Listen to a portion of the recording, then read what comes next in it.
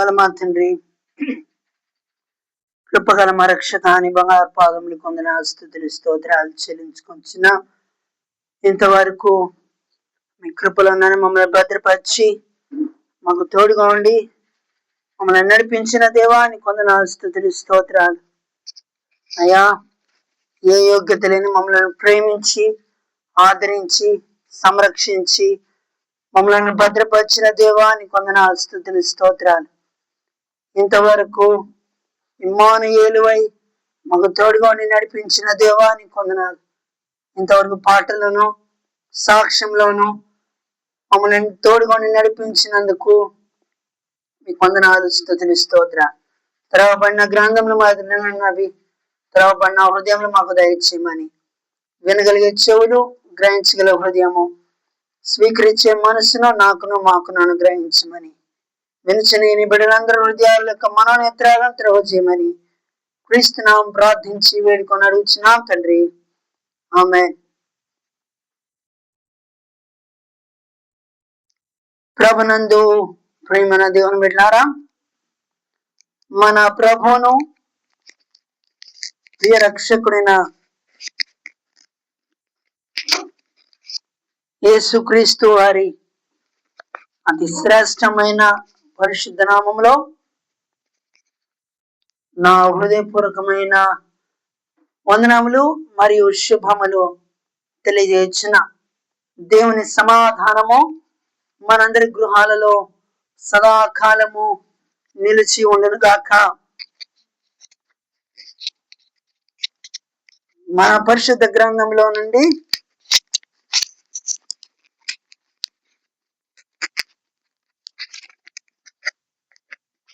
లూకా సువార్త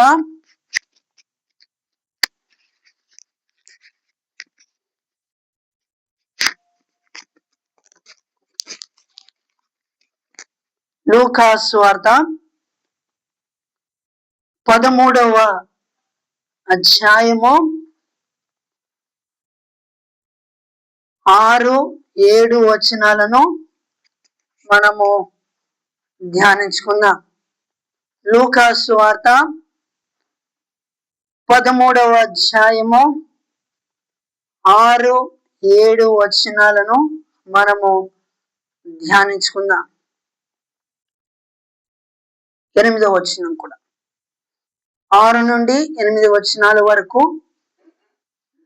మనము ధ్యానించుకుందాం. దేవుని వాక్యములో ఉన్న శ్రేష్టమైన సంగతులను ఈ రాత్రి కాల సమయంలో మనము ధ్యానించుకొనబోతున్నాం. శ్రద్ధగా ఆలకించండి. వాక్యంలో ఉన్న సారమును మన హృదయాల్లో భద్రపరుచుకుందాం. మరియు ఆయన వారితో ఈ ఉపమానము చెప్పెను. ఒక మనుష్యుని ద్రాక్ష తోటలో అంజూరపు చెట్టు ఒకటి నాటబడి ఉండెను. అతడు దాని పండ్లు వెదక వచ్చినప్పుడు ఏమీ దొరకలేదు గనుక అతడు, ఇదిగో 3 ఏండ్ల నుండి నేను ఈ అంజూరపు చెట్టున పండ్లు వెతక వచ్చుచున్నాను, కానీ ఏమీ దొరకలేదు. దీనిని నరికివేయము. దీని వలన ఈ భూమి ఏల వ్యర్థమైపోవలెనని ద్రాక్ష తోటమాలితో చెప్పెను. అయితే వాడు, అయ్యా, నేను దాని చుట్టూ త్రవ్వి ఎరువు వేయ మట్టుకు ఈ సంవత్సరము కూడా ఉండనిమ్ము. అది ఫలించినా సరి, లేని అడలా నరికించి వేయమని అతనితో చెప్పెను. యేసు ప్రభువారు ఆయన శరీరధారి అయి ఉన్న దినములలో ఒక ఉపమానాన్ని ఆ రోజుల్లో శిష్యులకు తెలియజేసేవారు, లేకపోతే జన సమూహం ఉన్న చోట వారికి చెప్పేవారు. అయితే గమనించాల్సిన విషయం ఏంటంటే,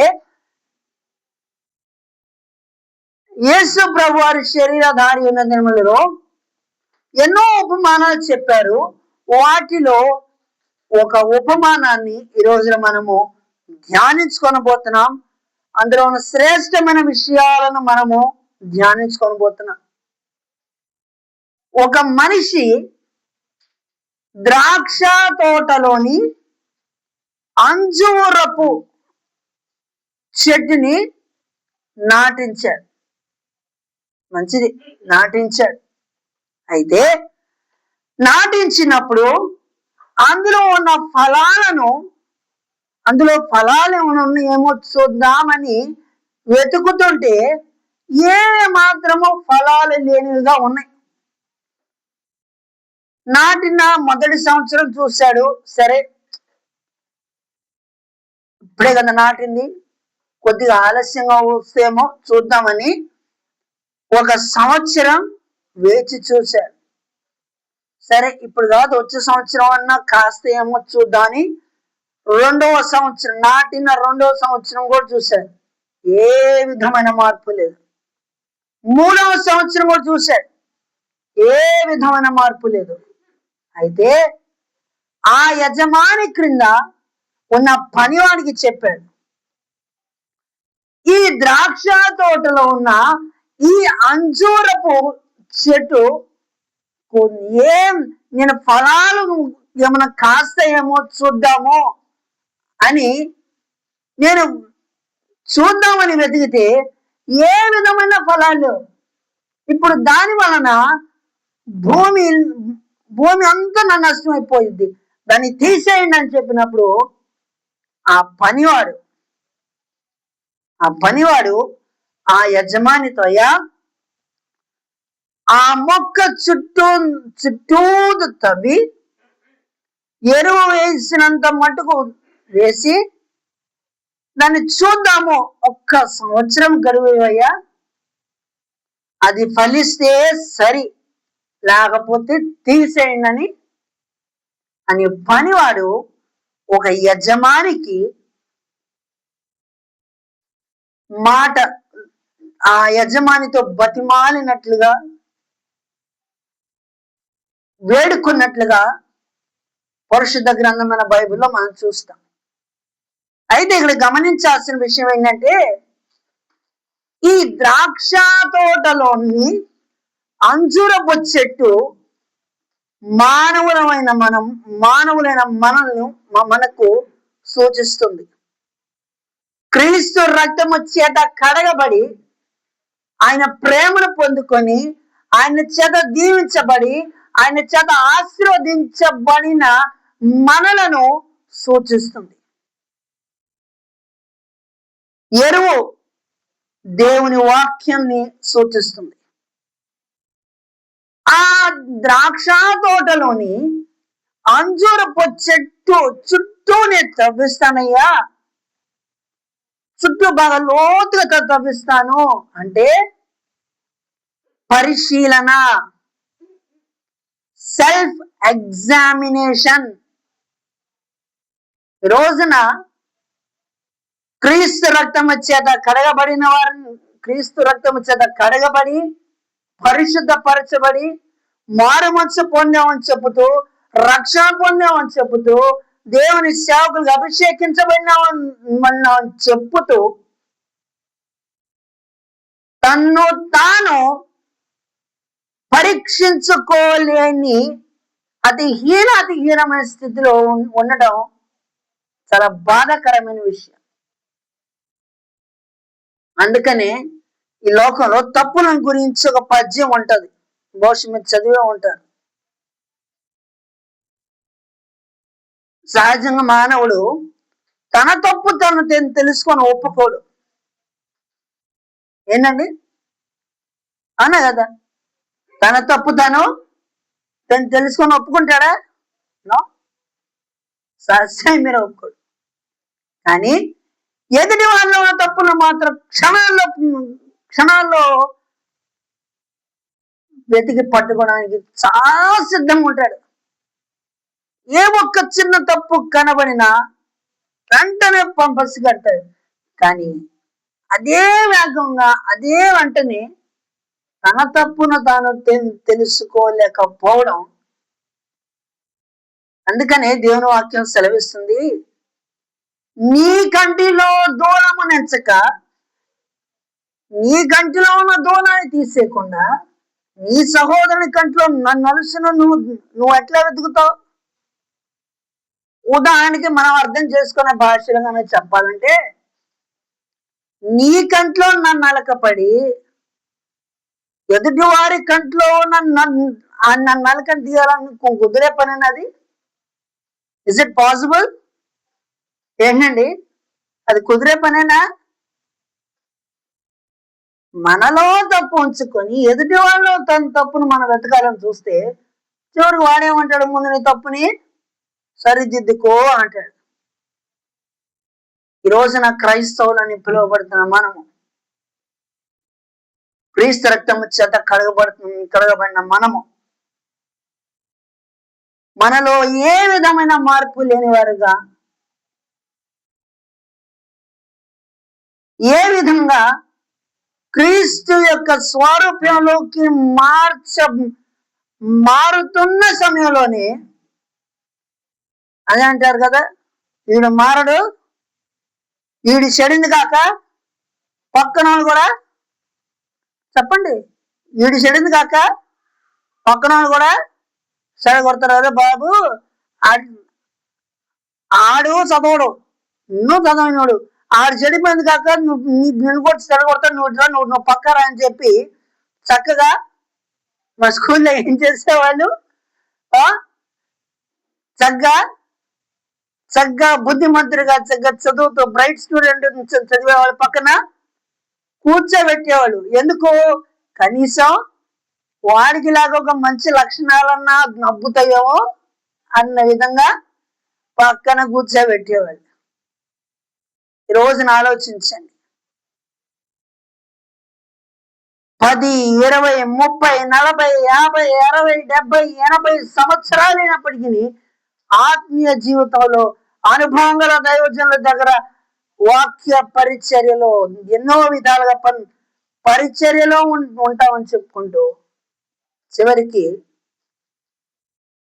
ఆత్మీయ జీవితంలో దిగజారిపోయిన స్థితిలో ఈ రోజున అనేక మంది ఉంటాం మనం చూస్తున్నాం. ఏ విధమైన మార్పు లేని విధంగా, ఏ విధంగా ఆత్మలో ఫలించే అనుభవం లేని వారిగా, మోకాళ్ళ ప్రార్థన అనుభవము లేని వారి అంతరంగంలో, వారి హృదయంలో దురాత్మలు సంచరిస్తాయి. అందులో ఏ మాత్రం అనుమానం లేదు.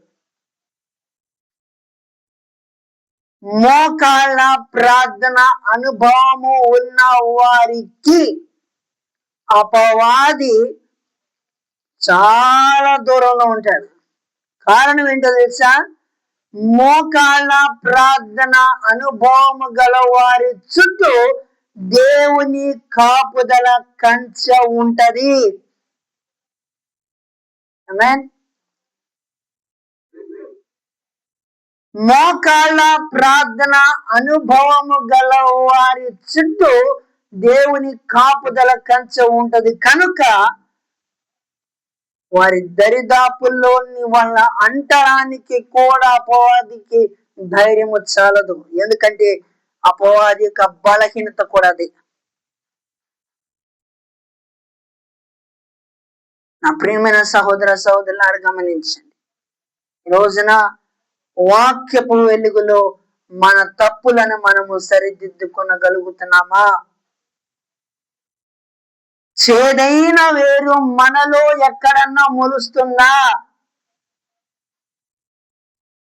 ఒకసారి ఆగి మనం ఆలోచిద్దాం. అందుకని కదా చేనిలోని పైరు చేతికి రాకున్నా, పొలములన్నీ రాలిపోయి ఫలములన్నీ రాలిపోయినా అని పాటలో మొదటి చరణంలోను రెండవ చరణంలోను చేదైన వేరు ఏదైనా నాలో మొలవనివ్వలేదులే. ఎందుకు? దేవుని వాక్యం అంతరంగంలో నింపబడి ఉన్నప్పుడు తన స్థితి ఎలా ఉన్నదో తనకు అర్థమవుతుంది. చురుకైన మనస్సాక్షి కలిగిన వారు ఉంటారు కాబట్టి ఎదుటి వారిని బాధ కలిగించే విధంగా వాళ్ళు మాట్లాడరు, వాళ్ళు ప్రవర్తించరు, వాళ్ళు చేయరు. చురుకైన మనస్సాక్షి గలవారు తన్ను తాను ఏ రీతిగా ప్రేమించుకుంటారో అదే విధంగా తన పొరుగు వారిని, అవసరమైతే తన ఇంటి వారిని, నాన్న వారిని అదే విధంగా ప్రేమిస్తారు. దేవుని స్తోత్రం. హల్లెలూయా. నిన్ను వాళ్ళని పొరుగు వారిని ప్రేమించాలి అని మాటల వరకే పరిమితమయ్యే వారిని ఈ రోజున అనేక మందిని మనం చూస్తున్నాం.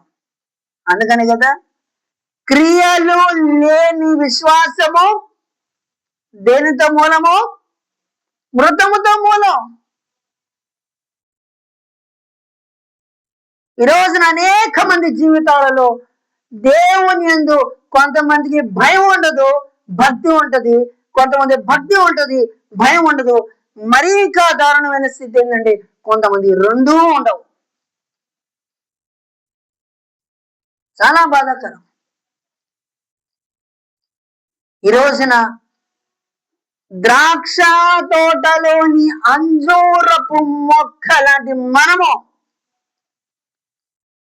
మనల్ని మనము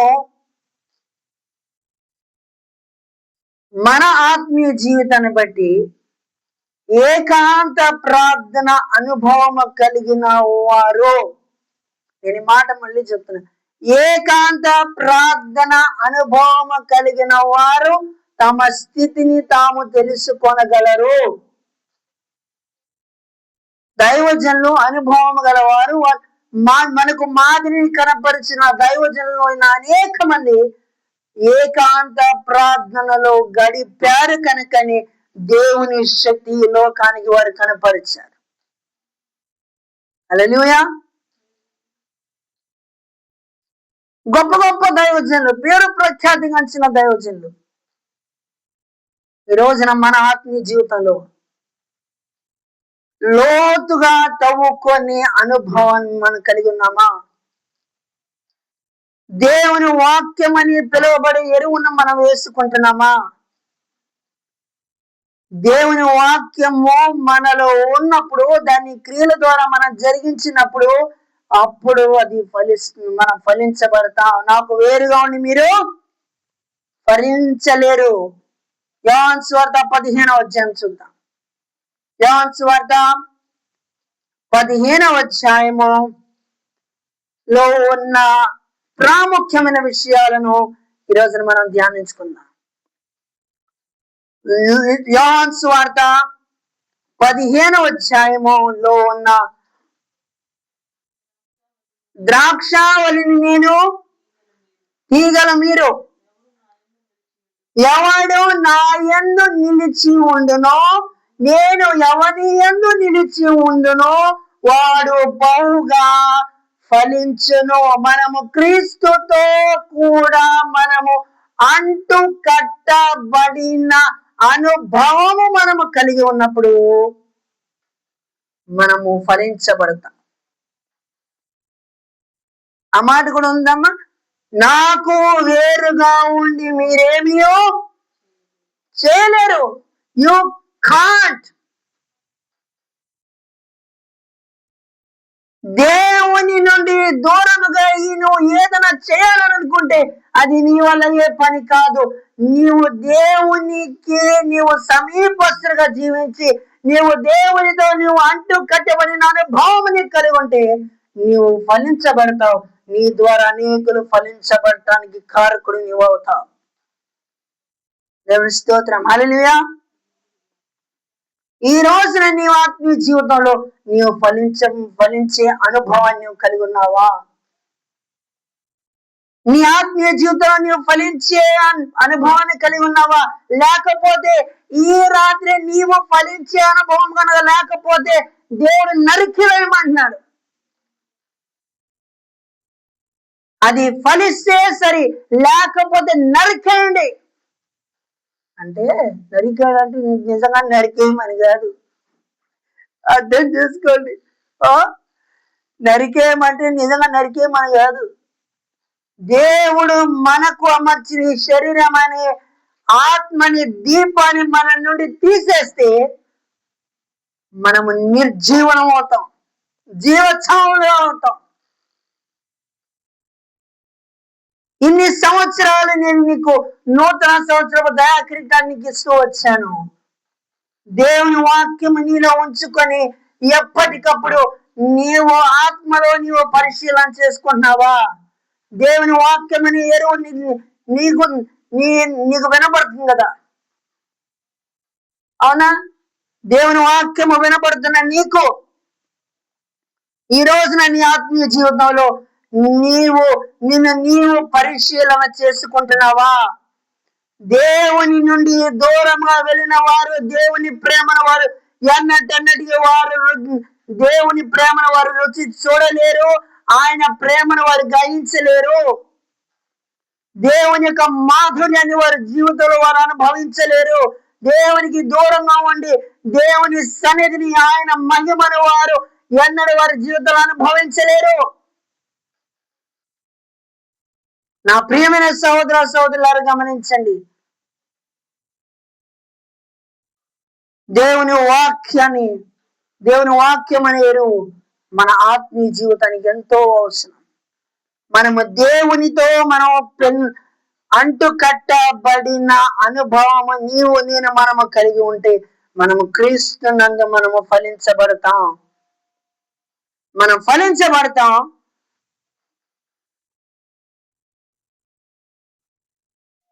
నా ప్రియమైన సహోదర సహోదరులారు గమనించండి, ఈ రోజున మన ఆత్మీయ జీవితంలో మనం ఫలించకపోవడానికి గల కారణం ఏంటి? అందుకనే లైమన్స్ ఇవాంజలికల్ ఫెలోషిప్ మందిరాల్లో వేదిక మీద 4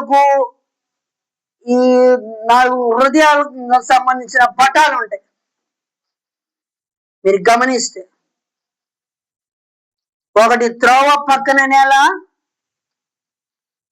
అట్లా 4 విధాల నేలల గురించి పటాలు ఉంటాం మనం చూస్తాం. ఈ రోజున ఈ రాత్రికాల సమయంలో మనము ఏ హృదయాన్ని మనం కలిగి ఉంటున్నాం? మంచి నేలను వలె కలిగి ఉంటున్నామా? రాతి నేల వలె కలిగి ఉంటున్నామా? ముండ్ల తుప్పల వంటి నేలను కలిగి ఉంటున్నామా? త్రోవ పక్కన ఉన్న నేలను మనం కలిగి ఉంటున్నామా? పరీక్షించుకుందాం. యజమాని దాసులతో అన్నాడు, నేను ఈ అంజూరపు చెట్టును 3 సంవత్సరాల నుంచి గమనిస్తున్నాను, కానీ దానిలో 3 సంవత్సరాల నుంచి గమనిస్తున్నాను, దానికి ఏదైనా ఫలాలు కాస్తాయేమో. ఫలాలంటే ఆత్మ ఫలాలు, ప్రేమ, సంతోషము, సమాధానము, దీర్ఘశాంతము, దయాళత్వము, మంచితనము, సాత్వికము, ఆశ, నిగ్రహము అని ఈ ఆత్మ ఫలాలు మనం ఫలించామేమో. ఆయన మనలో చూస్తున్నాడు, మన అంతరంగాన్ని చూస్తున్నాడు. The Lord is seeking our hearts, whether we had tied up with Christ. క్రీస్తులో మనము అంటు కట్టబడిన అనుభవాన్ని మనము కలిగి ఉంటే మనం ఫలించబడతాం, లేకపోతే మనము నరికి వేయబడతాం. దేవుడు మనలో ఉంచిన ఈ ఆత్మ అనే దీపాన్ని మనలో నుండి తీసివేసినప్పుడు రేపు అదే ఆత్మ దేవుని న్యాయ సింహాసనము ఎదుట నిలబడవలసి ఉన్నది. ఈ దేహముతో జరిగించిన ప్రతి పనికి లెక్క అప్పచెప్పవలసి ఉంది.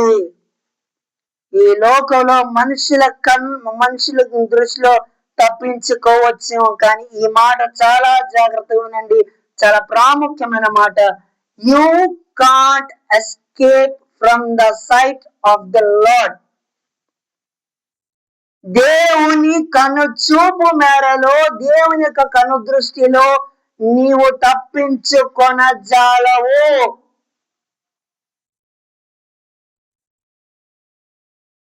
క్రీస్తుతో కూడా నీవు పెనవేయబడిన అనుభవాన్ని నీవు కలిగి ఉన్నావా?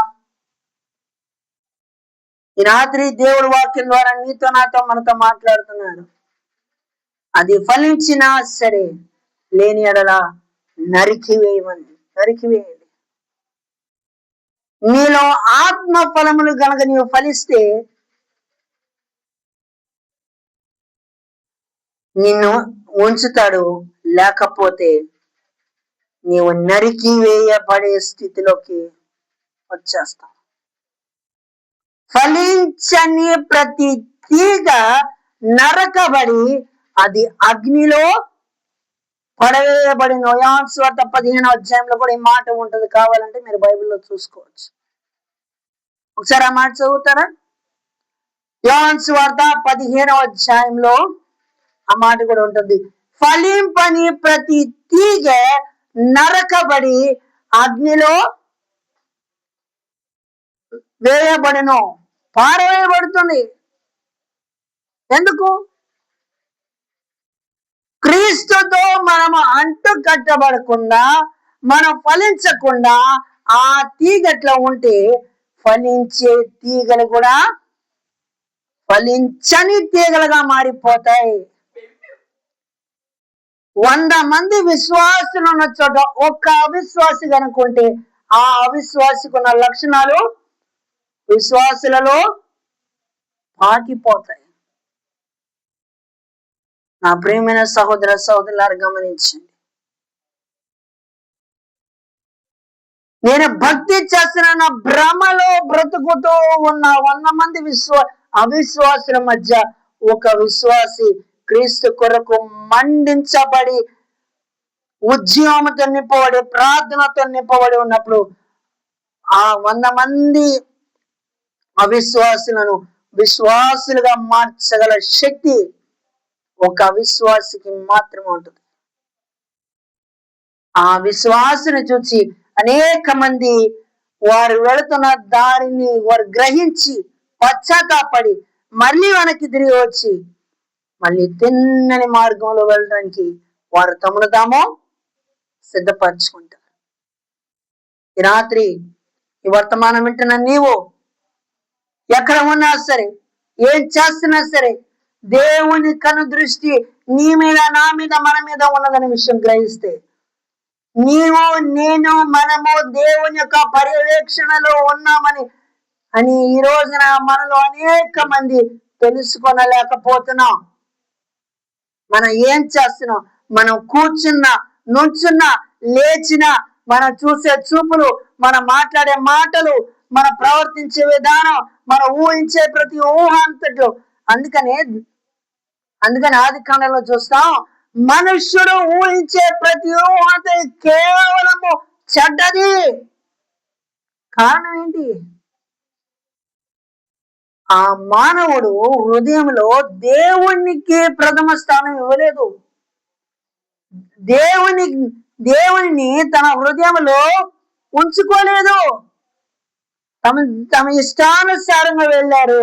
శోధనలు అనవసరంగా నెత్తి మీద తెచ్చుకున్నారు. లేనిపోయిన చిక్కులు నెత్తి మీద తెచ్చుకున్నారు. లేనిపోయిన శ్రమలన్నీ తెచ్చి పెట్టుకుంటున్నారు. మరో పైగా దేవుడు నా జీవితంలో ఏం చేశారని దేవుని మీద శనిగే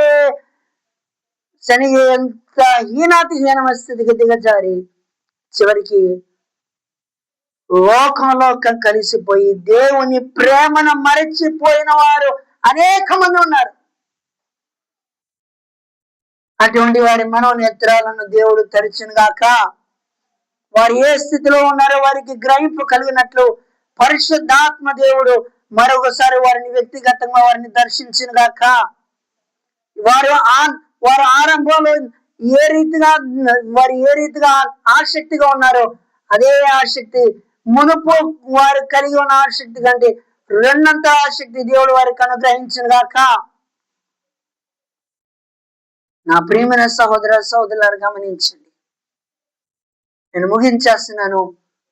ఈ రోజున మనము ఫలించబడితే మన ద్వారా అనేక మంది ఫలించబడటానికి అవకాశం ఉంటుంది. కనుక దేవుని వాక్యంతో దేవునితో మనం అంటు కట్టబడిన అనుభవాన్ని కలిగి ఉన్నాం. మనం ఫలిద్దాం. మన ద్వారా అనేక మంది ఫలించేటట్లుగా మన జీవితాలను దేవుని వాక్యపు వెలుగులో మనం సరి చేసుకుందాం, సరిదిద్దుకుందాం, యథార్థవంతులుగా జీవిద్దాం. దేవునికి ఇష్టలుగా మనం కలిగి ఉన్నాం.